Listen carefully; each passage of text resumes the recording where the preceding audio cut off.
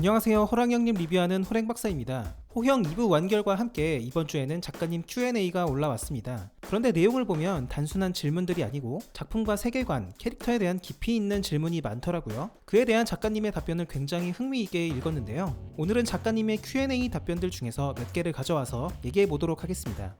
Q3. 대박모가 도모지를 어떻게 생각하는지 궁금합니다. 죽는 순간까지 어떤 감정이었는지 면밀히 알고 싶습니다. 이에 대한 작가님 답변입니다. 대박모는 아들의 죽음을 흰눈썹 때문이라고 생각했기 때문에 죽는 순간까지 흰눈썹에게 복수하려 했을 뿐 도모지 따위는 관심 밖이었습니다.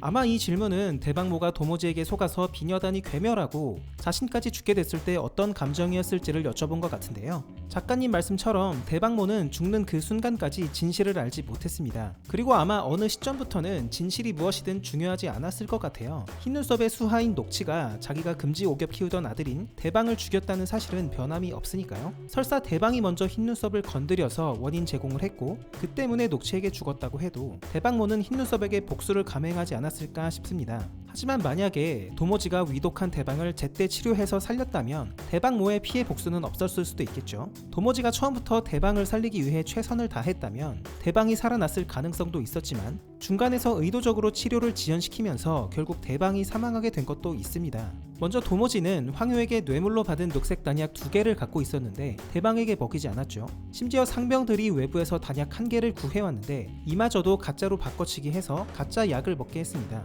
대방이 자신을 옥에 가두고 신문할 거라고 얘기한 게 있기 때문에 살아나지 않기를 바랬던 거죠.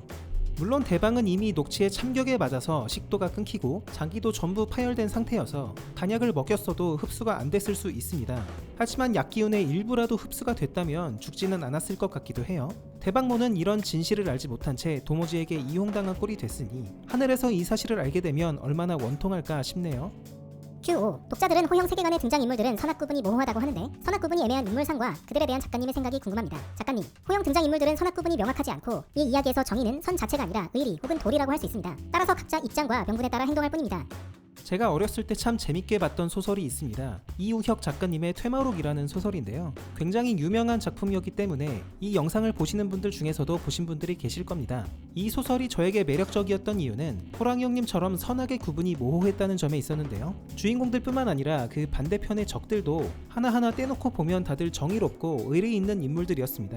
다만 각자의 입장과 명분 차이 때문에 목숨 걸고 싸우게 되고 거기서 또 죽는 사람들이 나오죠. 어린 저에게는 그런 식의 이야기가 참 충격적이었습니다. 어쩌면 절대 선이 있고 절대 악이 있다는 것보다는 입장과 명분에 따라서 누구나 한 번쯤은 타인에게 악인이 된다라는 것이 세상의 이치에 더 가깝다는 생각이 듭니다. 황효의 경우 흰머리 아이를 빼앗아 오라는 명을 수행하기 위해서 범들에게 귀신을 씌워 서로 죽이게 하는 악행을 저질렀죠. 하지만 그 전에 빠르에게 먼저 공격당해서 낭떠러지에서 떨어졌고 그 후에도 범들에게 아이를 내놓으라고 수차례 얘기했으나 도리어 공격당하자 행동에 나선 것입니다. 이런 상황에서 황효가 악인이다, 빠르가 악인이다 말하기가 참 쉽지 않은 거죠. 빠르는 빠르대로, 황효는 황효대로 입장과 명분이 있었다는 겁니다. 제가 호형을 좋아하는 이유도 이처럼 어렸을 적에 봤던 퇴마록과 비슷한 느낌이 들어서일 수도 있겠습니다. Q6. 2부 189화에서 흰 릴라가 기술을 쓴 다음에 이상하다 라는 장면이 나오는데 정확히 어떤 포인트에서 이 친구가 이상하다고 느낀 건지 이유나 관점을 설명해 주실 수 있을까요? 작가님, 흰 릴라가 기술이 빗나갔는데도 새가 떨어지는 걸 보고 이상하다라고 한 것입니다. 빗나갔는데도 새가 떨어진 이유는 아랑사 때문입니다. 저도 2부 189화를 볼 때 심도 있게 추측했었던 내용인데요. 흰 릴라가 말을 자세하게 하지 않아서 당시 여러 해석이 난무했었죠. 저는 흰 릴라가 공격이 성공하지도 않았는데 고획조가 떨어져서 그런 것 같다라고 나름 추측을 했었는데 다행히도 작가님께서 그게 맞다고 해주셔서 뿌듯합니다. 사실 저도 그 장면 하나만으로는 감이 잘 안 왔는데 다음 장면을 보고서 어느 정도 확신하게 됐습니다. 흰 릴라가 날린 붕붕이 기술이 어찌나 강했던지 저기 멀리 떨어진 산 중턱까지 날아가서 충격파를 일으키는 모습이 나오죠. 이걸 보고 어린 개체가 낼 수 있는 힘이 아니다 라는 생각이 들었습니다. 그렇다면 흰 릴라의 힘이 왜 증폭된 것일까요? 작가님께서는 아랑사 때문이다 라고 하셨는데요. 바로 직전 장면에서 고획조에게 잡혀가는 아랑사가 눈이 회색으로 변하는 모습이 나옵니다. 무케는 아랑사가 이런 눈빛을 하면 긴급 보호 모드가 발동돼서 눈앞의 적들을 닥치는 대로 제거하곤 하죠. 흰 릴라 또한 아랑사의 명령으로 인해서 평소보다 강한 힘을 발휘한 게 아닌가 싶네요. Q7. 시라무레는 황수강과 완전히 분리된 존재이고 본인의 힘이 아닌 외부의 힘인 황수강의 힘을 쓰는 것인지 황수의 힘과 시라무렌의 관계는 어떻게 이해하면 좋을지 궁금합니다. 아주 중요한 질문인데요. 작가님의 풀 답변을 보겠습니다. 영험한 기운과 능력을 가진 짐승 중 선택받은 존재가 자연으로부터 힘을 받을 수 있다는 설정입니다. 즉, 시라무레는 애초에 강과 분리된 존재였으나 강의 선택을 받아서 연결된 이후 그 거대한 힘을 쓸 수 있게 된 것입니다. 그리고 같은 자연에게 힘을 받더라도 받아들이는 존재 개인의 능력치에 따라서 발현되는 힘의 크기는 크게 다릅니다. 작가님께서 굉장히 중요한 설정을 말씀하신 것 같아요. 흰산의 일족이던 황수의 일족이던 태초부터 그 자연물에서 파생된 존재들이 아니라 그저 영험하고 강하기에 자연물로부터 선택받은 자들이라는 것입니다. 그래서 원래 짐승이었던 그들이 자연물의 강력한 힘도 쓸 수 있게 되고 수명도 길어져서 인간들이 떠받드는 신선 같은 존재가 되는 것인가 싶네요. 반대로 생각해보면 선택받았던 이들이 그 자연물로부터 버림을 받으면 소멸할 것 같기도 하고요. 일령이 영속하는 존재가 되기 위해 흰산의 힘을 원했던 것이나 흰눈썹이 어느 순간 폭삭 늙어버린 것도 다 이와 관련된 얘기인 듯 합니다. 저는 특히 작가님의 답변 중에 영험한 힘을 가진 짐승이 선택받는다라는 구절을 보고 이상하게 산군이 떠올랐습니다. 이번에 괴력수인 산군의 정체를 추적하면서 제일 이상했던 게 바로 흰산 일족의 기운이 흐른다라는 언급이었어요. 무팽이 여기 흰산 일족 없냐고 계속 얘기하는 모습이 나왔는데 아시다시피 산군은 흰산에 살았지만 흰산과는 관계가 없는 존재입니다. 하지만 흰산이 영험한 짐승인 산군을 선택하고 힘을 줬다면 산군이 이번에 갑자기 강해진 것도 설명이 되죠. 변신맹한 수백 마리와 맞짱을 뜨고 황수의 힘을 온몸으로 받아버리고 흰산의 힘을 받은 일령의 공격을 맞고 버티는 맷집, 일령마저 내놈 누군가에게 힘을 받은 것이지 라고 놀랐는데 산군이 어딘가에서 힘을 받지 않았다면 이 정도 할 수는 없었을 겁니다. 산군이 과거보다 강해진 이유가 과연 여우굿을 덕인지 흰산이 힘을 줬기 때문인지 아니면 또 다른 이유일지 매우 궁금해지고요. 언젠가 작품에서 알 수 있게 되기를 바라보겠습니다. Q9. 아린은 흰산의 힘을 끝까지 거부했다. 이 내용 변경에 설정 변경이 있는지 질문드립니다. 작가님, 설정상 무팽은 아린이 결국에는 흰산의 힘을 받은 것으로 알아야 하는데 미리 보기 때 끝까지 거부했다라고 잘못 써서 본편에서 끝까지를 삭제한 것입니다. 그렇다면 과연 아린은 정말로 흰산의 힘을 받았을까요? 정답은 3부에서. 제가 보기에는 변경 전, 변경 후 두 대사의 뉘앙스가 미묘하게 다른 것 같아요. 변경 전 대사부터 보죠. 비록 아린은 그 힘을 끝까지 거부했지만 이거는 평소에도 흰산의 힘을 거부했고 막판에 죽기 직전까지도 거부했다라는 뜻일 듯합니다. 이번에는 변경 후 대사를 보겠습니다. 비록 아린은 그 힘을 거부했지만 끝까지가 빠졌죠. 이거는 평소에는 흰산의 힘을 거부해왔지만 막판에 죽기 직전에 가서는 마지못해 받긴 했다, 요 정도의 뉘앙스겠죠. 무팽은 아린이 막판에 가서는 흰산의 힘을 받았다라고 아는 것이 설정이라는 겁니다. 그렇다면 과연 무팽의 말처럼 아린의 흰산의 힘을 받았겠느냐, 독자들의 궁금증을 유발하시는데요. 무팽의 말이 틀렸다면 아린이 끝까지 흰산의 힘을 거부한 것이 될 텐데 뭔가 선뜻 스포하시는 듯한 답변이 좀 수상하기도 합니다. 이중 속임수를 쓰시는 것 같기도 하고요. 이 부분은 3부를 보면서 함께 알아가면 좋겠습니다. Q18. 1부에서는 붉은산 세력들은 붉은산 내부 깊숙이 숨어 사는 느낌이었고 다른 짐승들도 둔갑을 통해 인간 세상에 몰래 잠입해 산다는 느낌이 강했습니다. 그런데 2부에서는 인간 못지않은 새를 과시하며 살아가는 모습입니다. 이와 같은 현재의 붉은산 세력들과 인간들은 서로 존재를 알고 인정하는 관계로 봐야 하는지 궁금합니다. 작가님, 붉은산 자체가 세력이라기보다는 여러 곳에 흩어져 있던 짐승 세력이 모여서 흰막 위에 흰산을 침공하기 위한 전초기지입니다. 현재까진 짐승과 인간 일부가 서로의 존재를 알고 있으며 인간의 혼이 방어 기제가 되어 힘의 균형을 이뤄서 공존하는 중입니다. 붉은산은 압카가 귀신굴에서 살아 돌아온 후에 회복하던 장소이기도 했고 아무래도 압카가 여기 있다 보니까 여러 버일러 타이즈들이 회 앞에서 모이는 장소이기도 했던 것 같습니다. 즉, 각 버일러와 타이즈들은 붉은산 밖에 각자가 지배하는 세력과 영토가 있는 것이죠. 그러다가 압카가 보자고 하면 다 붉은산으로 가서 아련을 한 것 같습니다. 다만 항마병들은 붉은산을 자신들의 베이스로 삼았습니다. 항마병들 자체가 각지에서 세다고 소문난 짐승들을 붉은산으로 잡아다가 수인으로 개조한 것이기 때문에 따로 세력이나 영토가 없었던 것 같아요. 그래서 추호는 추이에게 전쟁이 끝나면 우리 다 함께 흰산에 모여 살자라고 제안하기도 했죠. 그리고 구망은 왠지 붉은산과 특별한 관계를 갖고 있을 것 같기도 합니다. 왜냐하면 구망의 귀신굴이 바로 붉은산에 있기 때문이죠. 어쩌면 먼 옛날 아린과의 싸움에서 큰 부상을 당한 압카를 구망이 자기 구역인 붉은산으로 데려와서 치료한 것일지도 모르겠습니다. Q22. 흰눈썹의 푸른 단약은 일령 정도의 인물이 입에 있는 것을 뺏어먹을 정도로 효과를 보는 약인데 붉은 약은 일부 이후로 나오질 않는 것 같습니다. 붉은 약은 힘을 증폭시키는 것으로 알고 있는데 추이나 일령 정도의 강자면 붉은 단약은 의미가 없는 건가요?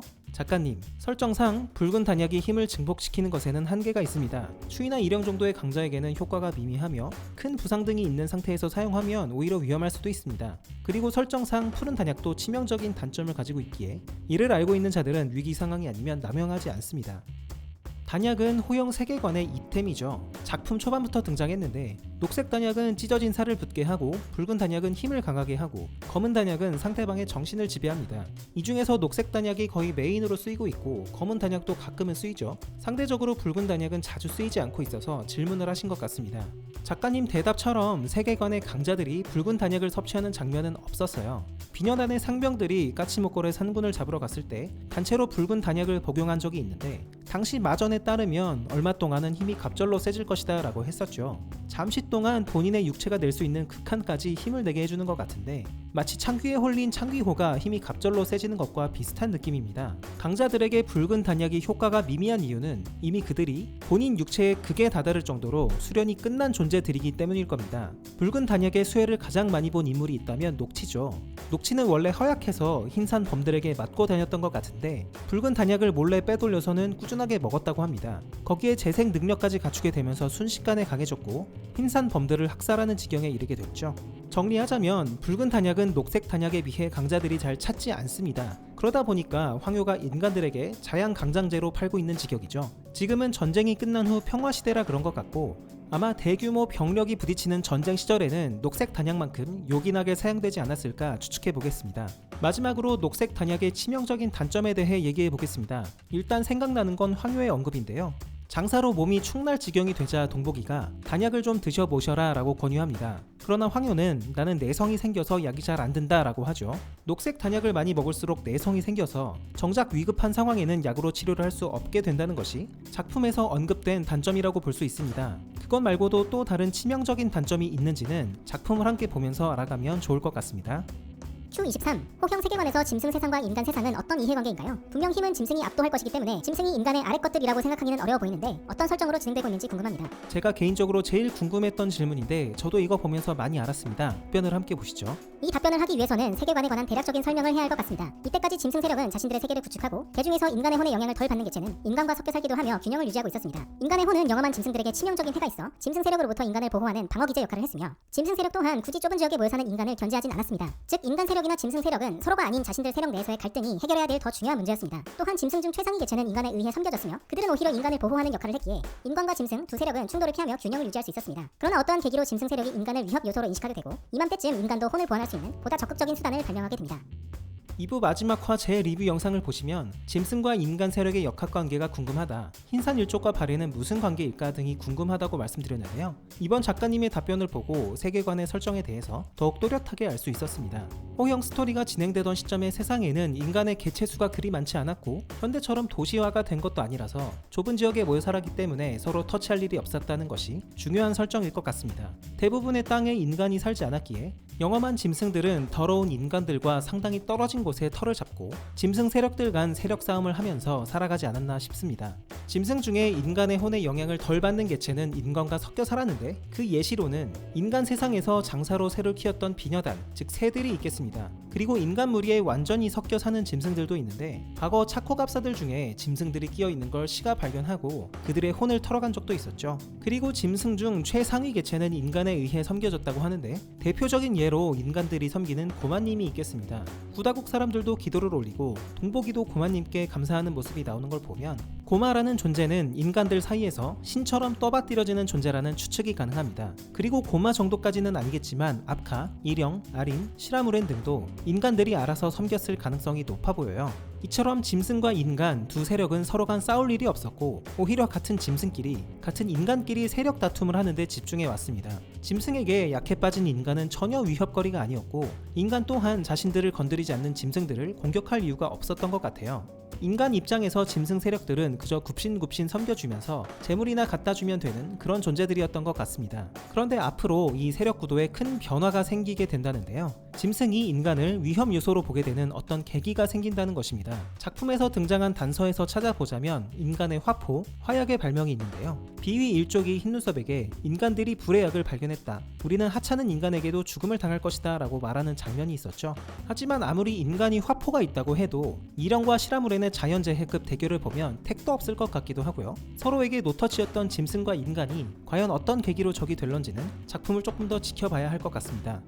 Q28. 작가님이 만든 캐릭터와 이별하게 될 때 어떤 감정을 느끼시고 어떤 생각을 하면서 그 캐릭터와 작별하는지 궁금합니다. 작가님, 별다른 감정이 없을 줄 알았는데 산군의 마지막과 나주가 죽을 때는 그 장면에 감정이입이 많이 되었고 한동안 우울했습니다. 당황스럽고 예상치 못한 경험이었고 도모지는 예정보다 빨리 하찮게 죽였고 시원했습니다. 호형에서 가장 울림을 주는 죽음이라면 저도 산군, 나주, 무커를 꼽습니다. 그 중에서도 나주는 죽어가는 순간까지도 추이에게 용서를 빌었죠. 자기들이 무슨 잘못을 한 건지도 모른 채 그저 무케를 살리기 위해서 무조건적으로 빌었던 것입니다. 추이는 나주의 죽음으로 인해서 무케에게 일말의 책임감을 느끼고 이후 자기 자식처럼 돌보게 되죠. 나주의 죽음은 저도 별도의 영상으로 만든 적이 있고 16만 회의 조회수를 기록할 정도로 많은 분들이 공감해주신 영상이기도 합니다. 산군이 죽을 때는 부모에게 효를 다하지 못해 슬픈 느낌이었다면 나주가 죽을 때는 자식을 남겨두고 죽는 부모에 대한 슬픔이 느껴져서 가슴이 절절했다. 제 영상에 달린 댓글인데 정말 공감 가는 말이죠. 지금은 왕눈이가 나주 삼촌의 자리를 잘 메꿔줬지만 묵혜는 아직도 고원의 성에서 나주를 기다리고 있습니다. 아저씨 얼굴 이제 기억 안 나 라며 아쉬워하는 모습인데요.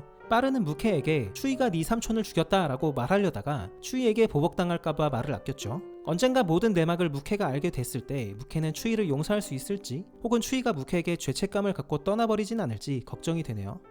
Q31 3부 스토리는 500년 전부터 시작되는 건가요? 아니면 2부 종료 시점인 압카가 길을 통해서 흰산으로 오면서부터인가요? 항마전은 다루실 예정이실까요? 고마도 등장할 예정인가요? 작가님, 3부는 흰산 일족의 관계가 형성되는 500년 전 혹은 더 이전부터 시작할 예정입니다. 항마전은 3부의 중심 내용입니다. 고마님은 언젠가는 등장할 것이나 등장 시점은 3부가 될지 4부가 될지 아직 미정입니다.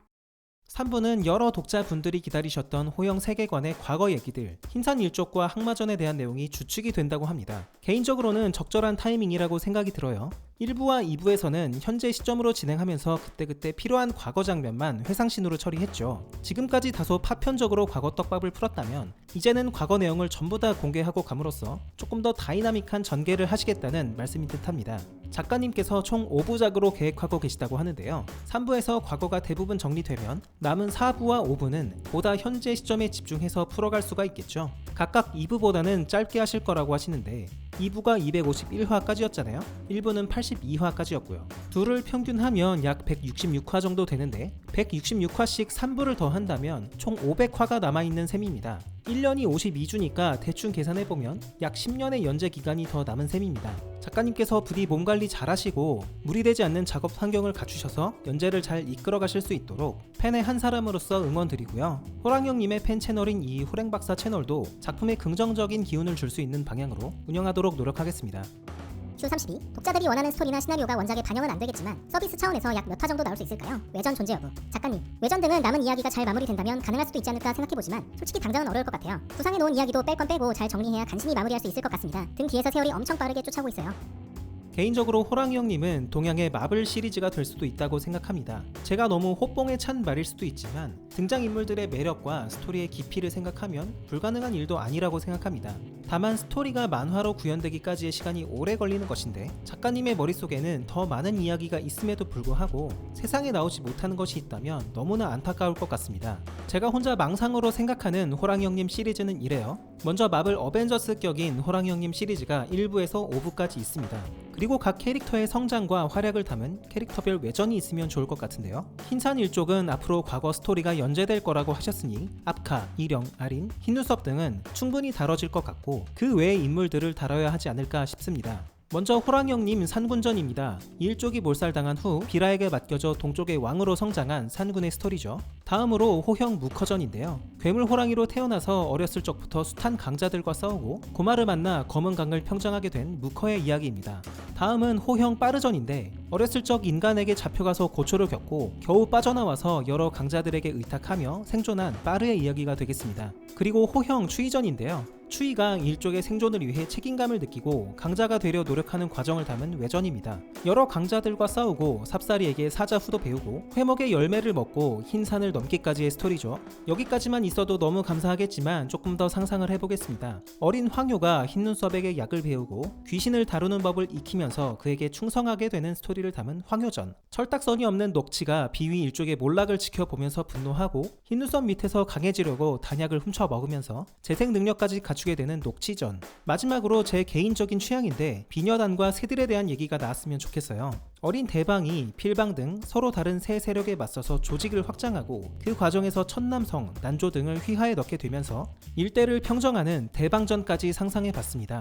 그리고 진짜 다른 장르의 외전격으로 홍희부와 미호가 만나서 서로 사랑하고 아비사를 낳기까지의 우여곡절을 다룬 본격 로맨스 웹툰 홍희부전이 있다면 개인적으로 만족스러울 것 같습니다. 마블이 캐릭터별 영화를 만들 때 한 명의 감독이 아니라 여러 감독들이 참여하는데요. 마찬가지로 여러 능력 있는 만화가분들이 이상규 작가님과 콜라보를 하셔서 호랑형님 외전까지 전부 완성되는 망상을 해봤습니다. 이것으로 작가님 Q&A가 끝났습니다. 7년이라는 시간 동안 휴재 한 번을 제외하고는 빠짐없이 연재를 하셨는데 사람이 일하다 보면 아프기도 하고 집안일도 생기고 슬럼프도 오기 마련이거든요. 그럼에도 불구하고 독자와의 약속을 무엇보다 중요시하셨다는 거고 팬으로서 가장 감동적인 부분이었습니다. 2022년 중에 다시 연재를 시작하신다고 하는데 부디 푹 쉬시고 충분히 리프레시하신 다음에 돌아오셨으면 좋겠습니다. 제작을 도와주셨던 양승현님, 김현희님, 김소랭님, 김민경님, 박다혜님, 새별님, 용아리님, 조조조님, 김치전님, 김댕님, 이용림님, 박수진님, 어시분들께도 감사드립니다. 오늘 영상은 이것으로 마치겠습니다. 호랭박사와 함께 호랑영님 완결까지 보실 분들은 지금 구독을 눌러주세요. 감사합니다.